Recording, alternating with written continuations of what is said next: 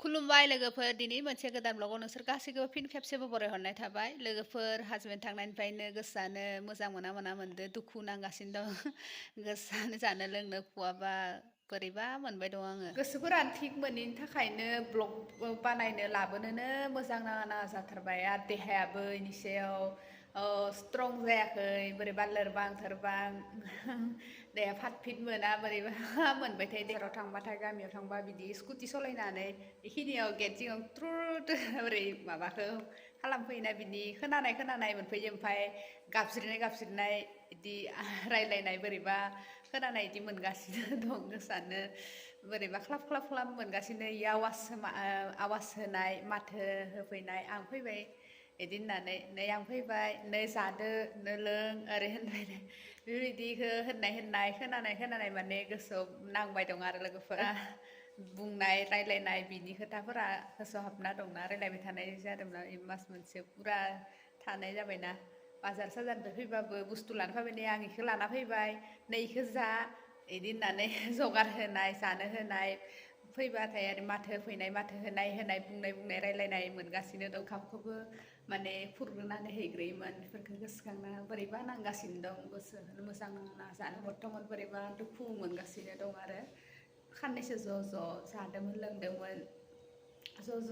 जदोंमोन आरो बिदिनो खामानि मावनाय माबाफोरखौ फुङावनो उथिनानै खानसि खुरै सुनाय साहा फुदुंनाय न' सिबनाय बेफोरखौ नुनानै गोसो जि जोमफोरखौ गाननायफोरखौ नुबाथाय गोसो ख्लाब ख्लाब मोनलायो आरो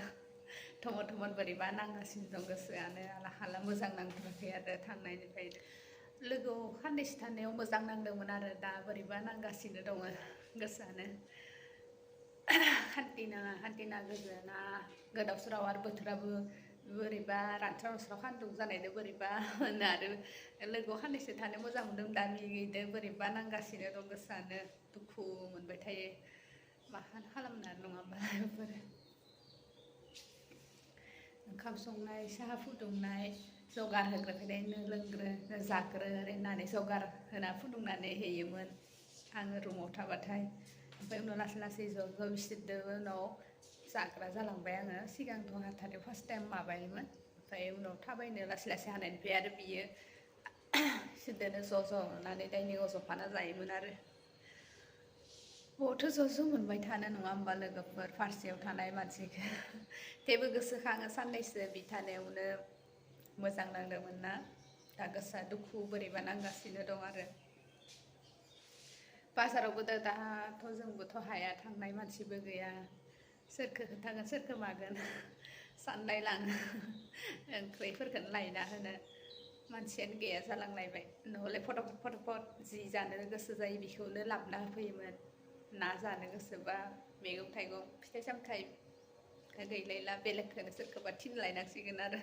बेखौ लाबोना होफै बेखौ जानि बिदिना मानसि गैयि न'खराव दिगदार जाथारोना लोगोफोर गथ'आबो दासो आरो बिखौबो नानिखौबो लाना होबाय थायोमोन एसेबा मोजां नांलायदोंमोन दा बेखौबो थानो नागिरबाङा जाथारबाय थानो नागिरबाङा गाबो दोनबानोल' गाबो ओमफ्राय आरो माबाया आथुर बिथुर जानाय लोंनायफोरा आथुर बिथुर खालामनो गोनां जायो आरो दा दरसि बोरैबा नांगासिनो गोसोआनो आला खाला थिग नांथाराखै गोसोआ दुखु मोनबाय थायो बेयावनो उसुङावनो थानानै संबाय थायोमोन माबा थायोमोन बेयाव ओंखाम जायोमोन ज' बिखौ गोसोखाङो रुमाव ज' थानाय गोरबोआनो बोरैबा मोनसोगारो गोसोआनो आरो बेयावबो नानिखौ नै गुदुं जाग्रा दङ जाना गुदुं खालामग्रा अर सायनो हानाय ओमफ्राय बेयावबो फज'नानै नानिखौ मालिस खालामबाय थायोमोन बिसिनायाव नै जिया सुना दोनफैनाय आलाय सिलाय जाजोबना दं खननोनो मोनाखै आं नानि गाबबाय थानायनि थाखाय बेयावनो ओमफ्राय बिदिबो फुङावनो उथिनानै बिदो माबा साफा खालामोन बिखमदो बियो बेफोरखौ नुबा गोसोआ ख्लाब ख्लाब मोनलाय लाङो नै सेन्देलफोरखौबो साफा खालामनानै नानियाबो गाबबायानो खारि मोनबाय नै खारि मोनबाय उथिबाय सान्दुङा दिनै बार गैया मैया बारबो दंसैमोन सान्दुङाबो गोसामोन ओमफ्राय सान्दुङाव दसेल' लानाय जादों सान्दुङाव लाहैनोसै आंखौ नै खारि मोनना गाबबाय दे होमबा लोगोफोर नानिखौ खानद' लायनोसै आङो दसे नै गांथाम अनलाइननिफ्राय अर्डार खालामदोंमोन आं मोनफैबाय ओमफ्राय पेनबो दङ नै ओमफ्राय नै गांसेया गरम बोथोरनिसो ओरैनो गांसे आइ लाभ मम डाइट होनलाय आरो मोनफैनाय दंबावो सुइटार